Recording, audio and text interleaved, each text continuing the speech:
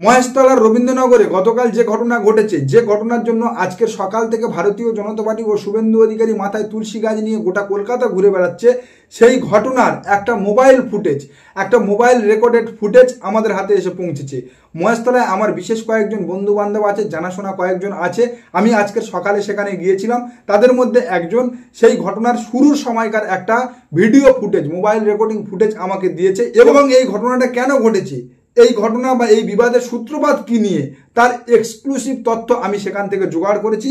সেখানকার মানুষজনের সঙ্গে কথা বলে এই ঘটনার পুঙ্খানুপুঙ্খানু বিবরণ আমি নিয়ে এসেছি, তা আপনাদের সামনে তুলে ধরবো। তবে তার আগে আমার হাতে যে মোবাইল ফুটেজটা এসে পৌঁছেছে, আমার হাতে যে মোবাইল ফুটেজটা দিয়েছে আমার সেই পরিচিত একজন বন্ধু মহেশতলার, তার সেই মোবাইল ফুটেজটা আপনাদেরকে দেখাচ্ছি। এবং তারপরে এই ঘটনা কেন ঘটেছে, এই ঘটনার মূল কারণটা কি, এবং ভারতীয় জনতা পার্টি যেটা দেখানোর চেষ্টা করছে প্রকৃত কি সেটা সত্য, তা আপনাদের সামনে তুলে ধরবো। তো প্রথমে দেখুন সেই মোবাইল ফুটেজটা, তারপরে আসছি বিস্তারিত আলোচনায়।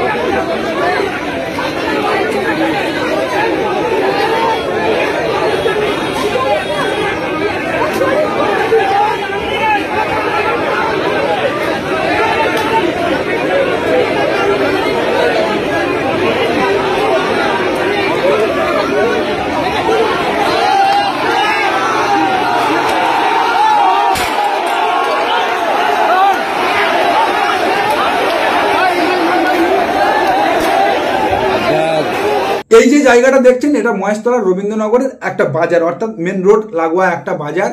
সেই বাজারে এই যে থাম্বাগুলো দেখছিলেন, অর্থাৎ যে প্লেয়ারগুলো দেখছিলেন, এই জায়গাটা মূলত কারণ নিজস্ব বা ব্যক্তিগত জায়গা নয়, কারণ নিজস্ব সম্পত্তি নয়। এটা হচ্ছে রোডের পাশে পিডব্লিউডি আন্ডারটেকিং একটা জায়গা, অর্থাৎ এটা সরকারের খাস সম্পত্তি। এখানে জোরজবস্তিপূর্বক দোকান বসানোর একটা চেষ্টা চলছিল। এই যে রবীন্দ্রনগর বাজার আছে, এই রবীন্দ্রনগর বাজারের দুই গোষ্ঠী, অর্থাৎ বাজারের মধ্যে যে দুটো গোষ্ঠী আছে, সেই দুটো গোষ্ঠীর মধ্যে কোন গোষ্ঠী এখানে দোকান বসাবে তা নিয়ে বহুদিন থেকে একটা চাপানুতুর চলছিল। মাঝখানে হঠাৎ করে এক রাত্রে কয়েকটা থাম্বা গজিয়ে ওঠে, অর্থাৎ এই দোকানের যে প্লেয়ার বা বিমগুলো হয় সেই বিমগুলো ওঠে, যে বিমগুলো আপনারা ভিডিওতে দেখছিলেন, এই বিমগুলো গজিয়ে ওঠে এবং সেই বিমের মাথায় তুলসী গাছ বসিয়ে দেয়। যেহেতু সনাতনী হিন্দুদের একটা বড় ধর্মীয় ভাবাবেগের জায়গা আছে এই তুলসী গাছের সঙ্গে জড়িত, সেহেতু অপোজিশন গোষ্ঠী যাতে করে এই দোকানের ভিত্তিপ্রস্তরগুলো ভাঙতে না পারে, তার জন্য এই তুলসী গাছটাকে ওখানে বসানো হয়েছিল। না ওটা কারোর বাড়ির উঠান, না ওখানে কোনো মন্দির আছে। তবে হ্যাঁ, মহেশতলা রবীন্দ্রনগরের এই বাজারে যে দুটো গোষ্ঠী রয়েছে, একটা গোষ্ঠী হিন্দুদের, একটা গোষ্ঠী মুসলমানদের। হিন্দু গোষ্ঠী চাইছে ওখানে দোকান বসাতে, মুসলমানদের গোষ্ঠীও চাইছে ওখানে দোকান বসাতে। আর ঠিক এই জায়গা থেকে হিন্দু মুসলমান খেলাটা খেলার জন্য শুভেন্দু অধিকারী মহাশয় অনেকদিন আগে থেকে এই পরিকল্পনাটা এখানকার, অর্থাৎ মহেশতলার রবীন্দ্রনগরের যে হিন্দু গোষ্ঠী রয়েছে, বাজার ব্যবসায়ী কমিটির যে হিন্দু গোষ্ঠী রয়েছে, তাদের সঙ্গে যোগ সাজসে করেছে। শুভেন্দু অধিকারীর মদত, শুভেন্দু অধিকারীর প্ল্যানিংয়ে এই খেলাটা চলেছে এবং শুভেন্দু অধিকারী এই বিষয়টাকে ফলোইংও রেখেছিল। আর যে কারণে গতকাল এই ঘটনা শুরুর 30 মিনিটের মধ্যে শুভেন্দু অধিকারী বিধানসভার অধিবেশন চলছিল, সেই বিধানসভার অধিবেশন থেকে বেরিয়ে এসে সাংবাদিক সম্মেলন করে এই মহেশতলার রবীন্দ্রনগরে এমন একটা ঘটনা ঘটছে, তুলসী মঞ্চ ভেঙে দেওয়া হচ্ছে, হিন্দুদের ওপর আক্রমণ হচ্ছে বলে সাংবাদিক সম্মেলন করলো। Rabindranagar police station ward number 7 2000 Jihadi, তারা ওখানে হিন্দুদের বাড়ি ভাঙা হচ্ছে তুলসী মঞ্চ ভাঙা হয়েছে। আমি 1 ঘন্টা টাইম নিলাম মনোজ বার্মাকে, একটা দালাল, বন্ধ না করলে সব এমএলএ নিয়ে যাচ্ছে ওখানে। আজকের আমি সেখানে যাওয়ার পর সেখানে আমার যারা পরিচিত আছে তাদের কাছ থেকে আমি জানতে পারলাম এটা সম্পূর্ণ একটা দোকান বসানোকে কেন্দ্র করে মহেশতলা রবীন্দ্রনগরের বাজারের যে কমিটি রয়েছে সেই কমিটির কোন গোষ্ঠী এখানে দোকান বসাবে সেটা নিয়ে গন্ডগোলের সূত্রপাত হয়েছিল বা শুরু হয়েছিল, যেটাকে শুভেন্দু অধিকারী প্রি প্ল্যানিং বা পূর্ব পরিকল্পিতভাবে হিন্দু মুসলমানে কনভার্ট করার জন্য ওই রাতারাত্রি গজিয়ে ওঠা দোকানের ভিত্তিপ্রস্তরগুলোর ওপরে তুলসী গাছ লাগিয়ে দিতে বলেছিল, যাতে করে এই বিমগুলো তুলতে এলে বা উপড়ে ফেলতে এলে ওই তুলসী গাছটাও উপড়ে পড়ে এবং সেটা নিয়ে তিনি হিন্দু মুসলমান রাজনীতি করতে পারে, হিন্দুদের ভাবাবেগের জায়গা টাচ করতে পারে। 2026 বিধানসভা নির্বাচনে ওই শুভেন্দু অধিকারী বারবার যে 5% আর হিন্দু ভোট পেলে ক্ষমতায় আসার থিওরি শোনাচ্ছে। 5% যদি সনাতনীরা 5%, একটু দয়া করবেন, উল্টে দেব আমরা।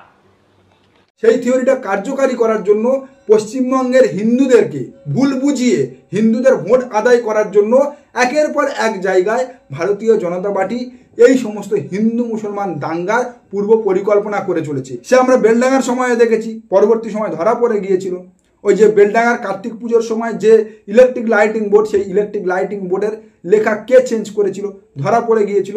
এবং শামশেরগঞ্জ, ধুলিয়ান, মোথাবাড়ি প্রত্যেকটা জায়গায় আমরা একই রকম ঘটনা দেখছি। প্রত্যেকটা জায়গায় কিন্তু আমরা ভারতীয় জনতা পার্টিকে পুরো অ্যাক্টিভভাবে দেখছি পিছন থেকে মদত দিতে। 2026 বিধানসভা নির্বাচন যত এগিয়ে আসবে এমন ঘটনা আরও দেখতে পাবেন। 2026 বিধানসভা নির্বাচনের আগে পর্যন্ত ভারতীয় জনতা পার্টি এই একই খেলা আরো বেশি করে চালিয়ে যাবে, কারণ পশ্চিমবাংলার মানুষ ভারতীয় জনতা পার্টিকে গ্রহণ করছে না, একের পর এক নির্বাচনে বর্জন করছে। ভারতীয় জনতা পার্টির যে হিন্দুত্ববাদ, সেই উগ্র জয় শ্রীরাম হিন্দুত্ববাদ গ্রহণ করছে না, যে কারণে শুভেন্দু অধিকারী এবং বঙ্গ বিজেপি ওই জয় শ্রীরামের হিন্দুত্ববাদ ছেড়ে দিয়ে এখন পশ্চিমবাংলার হিন্দুদের সিম্প্যাথি আদায় করার জন্য এই দাঙ্গার রাজনীতির পথটাকে বেছে নিয়েছে। এই দাঙ্গার রাজনীতির মধ্যে দিয়ে ভারতীয় জনতা পার্টি কিন্তু অনেকগুলো রাজ্যে ক্ষমতায় এসছে ভারতবর্ষের, আর সেই একই পন্থা অবলম্বন করে পশ্চিমবাংলায় ক্ষমতায় আসার চেষ্টা করছে। কারণ পশ্চিমবাংলায় জনগণের আশীর্বাদে, গণদেবতার আশীর্বাদে নির্বাচনের মধ্যে দিয়ে ভারতীয় জনতা পার্টি ক্ষমতা আসতে পারছে না।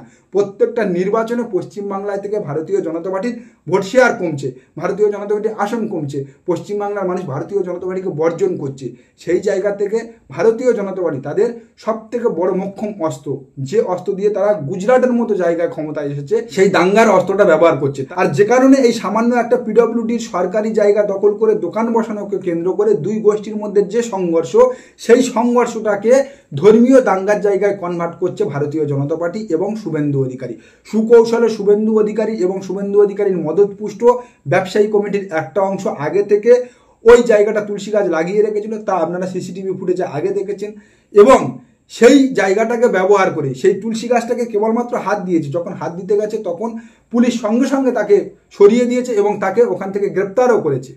তুলসী গাছ সেখান থেকে উপড়ে ফেলেনি, তুলসী গাছ সেখান থেকে তুলে দেয়নি, কোনো হিন্দু বাড়ি ভাঙচুর হয়নি, কোনো হিন্দুদের ওপর আঘাত হয়নি, কেবলমাত্র বাজার কমিটির বাজারের দুটো গোষ্ঠীর মধ্যে একটা সংঘর্ষ হয়েছে। সেটা হিন্দু মুসলমানে কনভার্ট করে পশ্চিমবাংলার হিন্দুদের বুদ্ধি বুঝিয়ে, পশ্চিমবাংলার হিন্দুদের বোকা বুঝিয়ে হিন্দুদের মগজ ধোলাই করার চেষ্টা করছে ভারতীয় জনতা পার্টি।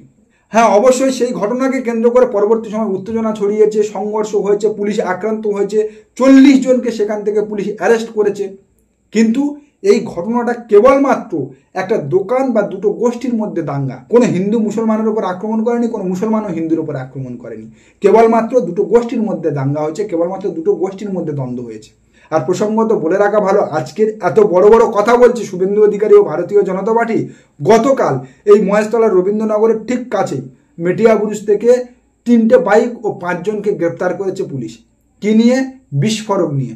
তাদের কাছে অ্যামোনিয়াম নাইট্রেট থেকে শুরু করে বম বানানোর বিভিন্ন মেটেরিয়াল ছিল। তার মধ্যে একজন আরএসএসের সক্রিয় মেম্বার একজন, তাকেও গ্রেপ্তার করেছে পুলিশ। আর সেই ঘটনা থেকে কিন্তু একেবারে স্পষ্ট হয়ে যাচ্ছে এই মহেশতলা রবীন্দ্রনগরের ঘটনা ছিল পূর্ব পরিকল্পিত, প্রি প্ল্যানিং। এই ঘটনাটাকে আরও বড় জায়গায় নিয়ে যাওয়ার জন্য এই বিস্ফোরকগুলো নিয়ে যাচ্ছিল আরএসএস কর্মী। যে আরএসএস কর্মীকে গ্রেপ্তার করেছে, পুলিশ তাকে জিজ্ঞাসাবাদ করছে। আগামী দিনে হয়তো বড় সত্য উঠে আসবে। শুভেন্দু অধিকারী ও ভারতীয় জনতা পার্টি আজকের সারাদিন যে নাটকটা করলো, সেই নাটকটা যে সম্পূর্ণ হিন্দু সম্প্রদায়কে বিভ্রান্ত করার জন্য, ভড়কানোর জন্য, সেই কারণে কিন্তু আজকের আমি সেখানে পৌঁছে গিয়ে সেই রিপোর্ট তুলে এনে আপনাদের সামনে এই প্রতিবেদনটা করলাম। তাই আজকের আপনাদের অনুরোধ করব, এই প্রতিবেদন বেশি করে ছড়িয়ে দিন, শেয়ার করুন, যাতে এই শুভেন্দু অধিকারী ও ভারতীয় জনতা পার্টির যে প্রোপাগান্ডাটা ছড়ানোর চেষ্টা করছে তা থেকে মানুষ সাবধান হয়, হিন্দুরা সাবধান হয়। নমস্কার, আজকের প্রতিবেদন এখানে শেষ করছি। দেখা হচ্ছে আগামী কোনো প্রতিবেদনে। আমাদের প্রতিবেদন সম্পর্কে আপনাদের মতামত অবশ্যই জানিয়ে যান আমাদের কমেন্ট সেকশনে। সবাই ভালো থাকবেন।